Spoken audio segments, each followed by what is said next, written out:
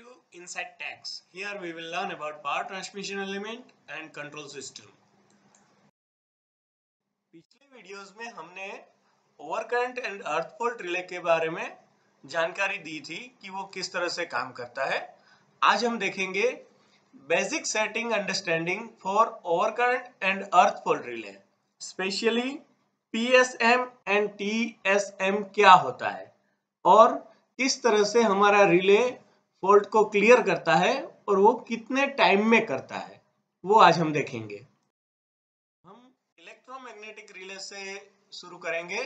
तो electromagnetic relay जो होता है उसमें यहाँ पर एक प्लग सेटिंग दिया होता है और यहाँ पर टाइम सेटिंग के लिए अरेंजमेंट होती है। तो सबसे पहले क्या होता है कि बेसिकली दो जो इम्पोर्टेंट सेटिंग होते हैं वो होते हैं, उसमें होता है एक प्लग सेटिंग मल्टीप्लायर एंड दूसरा है टाइम सेटिंग मल्टीप्लायर। तो देखते हैं वो किस तरह से काम करता है। पिछले हमारे overcurrent and earth fault relay वाले वीडियो में हमने देखा था कि यहाँ पर प्लग सेटिंग होता है और ये टाइम सेटिंग होता है। तो मेन प्रोटेक्शन डिपेंड करता है हमारी प्रोटेक्शन सिटी के रेशियो पे। तो प्रोटेक्शन सिटी का रेशियो यहाँ पर हमने 300/1 लिया हुआ है, ऐसा समझ लीजिए। और ये किस तरह से लिया जाता है वो हमारे कंडक्टर, जो लाइन का कंडक्टर है उस पर डिपेंड करता है, या तो फिर हमारा लोड है वो कितना करंट मैक्सिमम लेता है उस पर डिपेंड करता है। अभी यहाँ पर जो प्लग सेटिंग है, तो वो प्लग सेटिंग क्या है, तो ये देखते हैं कि यह प्लग सेटिंग में हमको सेटिंग दिया गया है 0.5, 0.75, 1, 1.25, 1.5 एंड सो ऑन, यानी कि 1.75 एंड 2। तो ये क्या बताता है, तो यहाँ पर देखिए कि ये सेटिंग बताता है कि 1 यानी कि 100% सेटिंग। तो एम्पियर में उसको कन्वर्ट करेंगे तो किस तरह से होगा कि 0.5 यानी 150 एम्पियर सेटिंग, 0.75 यानी 225 एम्पियर सेटिंग, 100% यानी 300 सेटिंग, और ऐसे ही 1.5 यानी 450 एम्पियर सेटिंग। यानी कि ये क्या है, तो ये है कि हमारा जो ओवर करंट रिले है वो पिकअप करेगा कितने एम्पियर पे। तो अगर हमने 100 एम्पियर सेटिंग रखा है, तो 100% सेटिंग रखा है, तो हमारा जो रिले है वो 300 एम्पियर पे पिकअप करना शुरू होगा। और अगर 300 एम्पियर के ऊपर जाता है करंट, तो हमारा रिले की जो ये डिस्क है यहाँ पर वो घूमना शुरू करेगी और ये कांटेक्ट यहाँ तक पहुंचेगा और हमारा फॉल्ट जो है यानी कि ओवर करंट है उस ब्रेकर को रिले को रिकॉग्नाइज करेगा और ब्रेकर को ट्रिप करेगा। तो इस तरह से हमारा पिकअप सेटिंग होता है ये 300 एम्पियर, जो सिटी के हिसाब से 100%, और हम उसको वेरी कर सकते हैं इस प्लग सेटिंग के माध्यम से। उसके बाद जो आता है वो होता है टाइम सेटिंग मल्टीप्लायर। तो टाइम सेटिंग मल्टीप्लायर रिले में किस तरह से काम करता है, तो देखिए हमारा जो ये रिले है यहाँ पर हमारा टाइम सेटिंग मल्टीप्लायर है। तो जैसे कि हमने आगे बात किया कि 300 एम्पियर का सिटी है और उसमें टाइम सेटिंग किस तरह से करना है, तो टाइम सेटिंग है वो इस तरह से होता है कि टाइम सेटिंग को आप 0.1, 0.2, 0.3 से लेके 1 तक रख सकते हो, यहाँ पर आपको सेटिंग मिल जाएगा। तो ये क्या बताता है कि 1 यानी 100% टाइम और 0.1 यानी 10% टाइम। तो ये टाइम आप सेट कर सकते हो, लेकिन ये टाइम किसका, तो ये समझने के लिए हमें देखना होगा IDMT कर्व, यानी कि ये जो रिले होता है वो IDMT कर्व पे काम करता है, कैरेक्टरिस्टिक होती है उस पे काम करता है IDMT कर्व। तो IDMT कर्व क्या होता है, ये IDMT एक कैरेक्टरिस्टिक है इस overcurrent and earth fault relay की। उसका फुल फॉर्म होता है इनवर्स डिफाइनाइट मिनिमम टाइम। तो ये इनवर्स डिफाइनाइट मिनिमम टाइम क्या होता है, तो देखिए उसके लिए ये ग्राफ जो है, इस ग्राफ में यहाँ पर दिया गया है फॉल्ट करंट और यहाँ पर दिया गया है टाइम। तो यहाँ पर आप देख सकते हो कि ये जो कर्व है उस पे हमारा रिले ऑपरेट होगा, यानी कि जब फॉल्ट करंट कम होगा तो जो टाइम लिया जाएगा रिले की ओर से वो ज्यादा रहेगा, और जैसे जैसे फॉल्ट करंट बढ़ता है तो रिले कम टाइम में ऑपरेट हो जाता है। तो इसको कहते हैं इनवर्स डिफाइनाइट मिनिमम टाइम। एक और होता है डिफाइनाइट मिनिमम टाइम कर्व। तो इसको समझेंगे तो हमें इनवर्स डिफाइनाइट मिनिमम टाइम समझ में आ जाएगा। डिफाइनाइट मिनिमम टाइम रिले जो होता है कैरेक्टरिस्टिक, उसमें किस तरह से होता है कि यहाँ पर मिनिमम फॉल्ट करंट है और यहाँ पर मैक्सिमम फॉल्ट करंट है, लेकिन जो टाइम है वो सेम ही रहेगा, यानी कि 300 एम्पियर पे रिले जो 50 मिली सेकेंड में ऑपरेट होगा, अगर उस रिले में फॉल्ट करंट हमारा 3000 एम्पियर आया तो भी ये 50 मिली सेकेंड पे ही ऑपरेट होगा। तो ये है definite minimum time relay characteristics. और आगे जो हमने देखी कि कम एम्पियर में टाइम लेगा ज्यादा और ज्यादा एम्पियर में कम टाइम में ऑपरेट हो जाता है, उस कैरेक्टरिस्टिक को बोलते हैं इनवर्स डिफाइनाइट मिनिमम टाइम। तो आईडीएमटी कैरेक्टरिस्टिक्स जो होती है वो किस तरह से होती है वो देखते हैं। देखिए यहाँ पर जो ये कर्व है वो आईडीएमटी कैरेक्टरिस्टिक्स का कर्व है। यहाँ पर जो है वो हमारा मल्टीप्लायर ऑफ पिकअप करंट, यानी कि plug setting multiplier. Pickup current यानी प्लग सेटिंग जो हमने आगे देख लिया। और यहाँ पर है टाइम इन सेकेंड, राइट। तो देखिए अभी यहाँ पर ये जो ग्राफ है उसको ही ड्रॉ किया हुआ है। यहाँ पर देखिए आप कि जब प्लग सेटिंग मल्टीप्लायर 10 है तब टाइम सेटिंग जो है वो 3 सेकेंड मिल रहा है। तो देखिए इस कैरेक्टरिस्टिक्स में हम देखें तो यहाँ पर जब 10 प्लग सेटिंग मल्टीप्लायर आएगा तब ये फॉल्ट 3 सेकेंड में क्लियर होगा। ये कैरेक्टरिस्टिक्स दिखाती है, ठीक है। तो इसी पे हमारा जो over current and earth fault relay है वो काम करता है, और इसी कैरेक्टरिस्टिक्स की वजह से हमारा जो फॉल्ट है वो क्लियर होता है। चलिए अब हम एक एग्जांपल लेके इस प्लग सेटिंग मल्टीप्लायर किस तरह से कैलकुलेट किया जाता है वो देखते हैं। तो यहाँ पर हमारे पास एक सोर्स है, जो source 3000 ampere fault current capacity का है, यानी कि अगर सिस्टम में फॉल्ट हो जाए तो 3000 एम्पियर वो पास करेगा, ऐसा समझ लीजिए। और उसका बस जो है वो यहाँ पर है। अभी एक लाइन है और एक दूसरा सबस्टेशन है जिसका बस यहाँ पर है, और एक ब्रेकर हमारा यहाँ पर है। तो इस ब्रेकर को ऑपरेट करने के लिए हमने जो रिले लगाया है उसका प्लग सेटिंग हम कैलकुलेट करेंगे, और इस प्लग सेटिंग पे वो कितने टाइम में फॉल्ट क्लियर करेगा वो देखेंगे। तो और एक चीज है कि ये जो बस है हमारा सबस्टेशन का, उस बस में 300 एम्पियर की कैपेसिटी है, यानी कि 300 एम्पियर इस बस को चाहिए। इसीलिए हम ओवर करंट का जो सेटिंग है उसको 300 एम्पियर रखेंगे, यानी कि प्लग सेटिंग 300 एम्पियर। अभी चलिए पीएसएम किस तरह से कैलकुलेट किया जाता है। तो देखिए plug setting multiplier is equal to fault current अपन रिले ऑपरेटिंग करंट। तो यहाँ पर हम समझ लेते हैं कि हमारा जो फॉल्ट करंट है वो 3000 एम्पियर है, और हमारा जो रिले ऑपरेटिंग करंट है वो 300 एम्पियर हमने सेट किया हुआ है। तो देखिए यहाँ पर 3000 एम्पियर और नीचे 300 एम्पियर, तो पीएसएम क्या आ गया 10।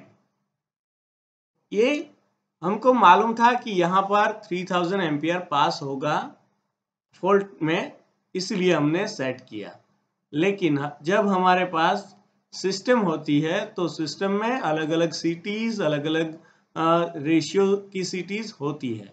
तो उसके लिए अगर हम इस पीएसएम का कैलकुलेशन देखें तो वो किस तरह से होगा, तो देखिए यहाँ पर फॉल्ट करंट अपन सिटी रेशियो, ये हमारा सेकेंडरी का करंट आ जाएगा यहाँ पर, ठीक है, जो फॉल्ट करंट कितना करंट ले रहा है, और उसके नीचे ऑपरेटिंग करंट। तो ऑपरेटिंग करंट कैसे होगा, तो CT secondary current into current setting. अगर इस इक्वेशन में हम वैल्यूज दे, पहले तो इसको एलैबोरेट करते हैं कि इस इक्वेशन को एलैबोरेट करेंगे तो ऊपर आ जाएगा हमारा फॉल्ट करंट और नीचे आ जाएगा CT secondary current plus into current setting into ये सिटी रेशियो। तो इस तरह से हमें पीएसएम का कैलकुलेशन मिलेगा। अभी इसमें वैल्यू डालते हैं तो किस तरह से होगा कि ऊपर आएगा 3000 यानी कि हमारा फॉल्ट करंट, नीचे आएगा 1 यानी कि सिटी सेकेंडरी करंट। तो सिटी सेकेंडरी करंट क्या है, 300/1। उसके बाद 1 करंट का सेटिंग, तो करंट का सेटिंग हमने रखा है 300 एम्पियर यानी कि 100%, तो उसके लिए 1। और सीटी रेशियो क्या है, तो सीटी रेशियो है 300/1 यानी कि 300, ठीक है।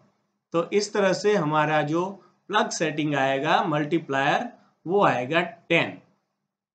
अभी जैसे कि हमने देखा था कि यहाँ पर जो रिले लगाया है उसमें हम पीएसएम हमने 10 लिया है, तो वो ग्राफ देखते हैं जो हमारा आईडीएमटी कर्व है। तो आईडीएमटी कर्व में पीएसएम अगर हम 10 रखेंगे तो हमारा जो फॉल्ट क्लियरिंग टाइम है वो रहेगा 3 सेकंड, 1, 2 एंड 3। तो यहाँ पे 3 सेकंड का फॉल्ट क्लियरिंग टाइम रहेगा।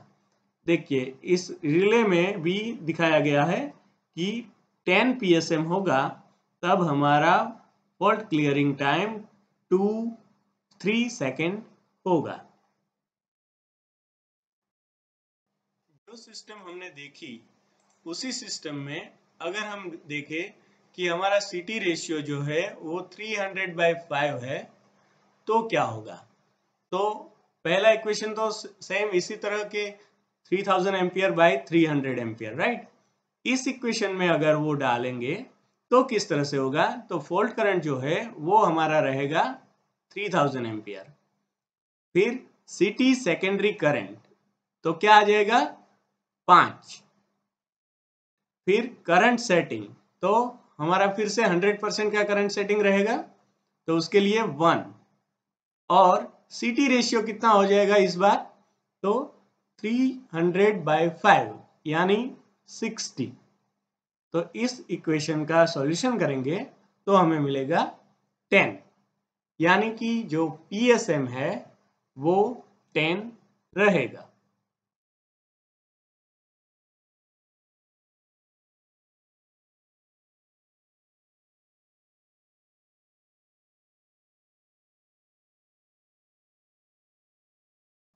और ग्राफ के हिसाब से 10 पीएसएम पे फॉल्ट क्लियरिंग टाइम रहेगा 3 सेकेंड यानी कि 3000 मिली सेकेंड।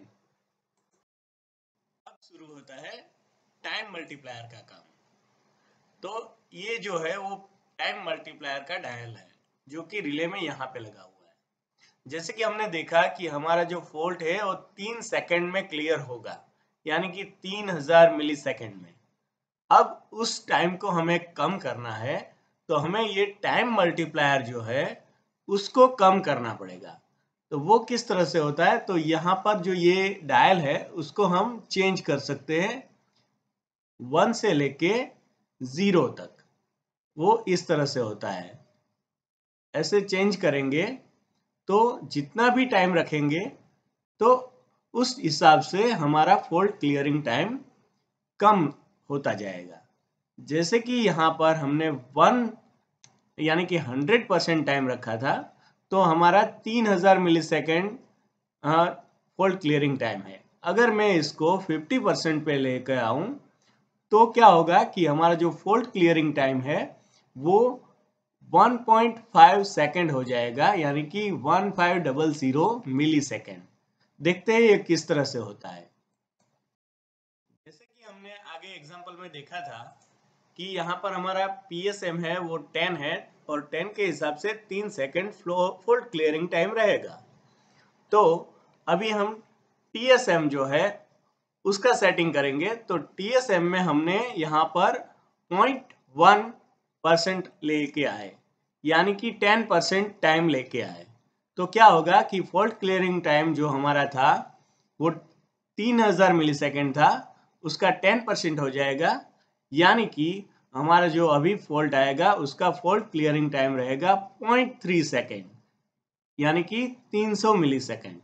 तो इस तरह से टाइम मल्टीप्लायर से हमने फॉल्ट क्लियरिंग टाइम कम कर दिया और 300 मिलीसेकंड पे लेके आए।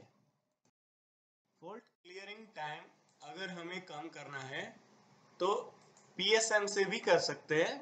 किस तरह से कि देखिए यहाँ पर हमारा जो सबस्टेशन था उसका लोड पहले 300 एम्पियर था, लेकिन अभी 150 एम्पियर है।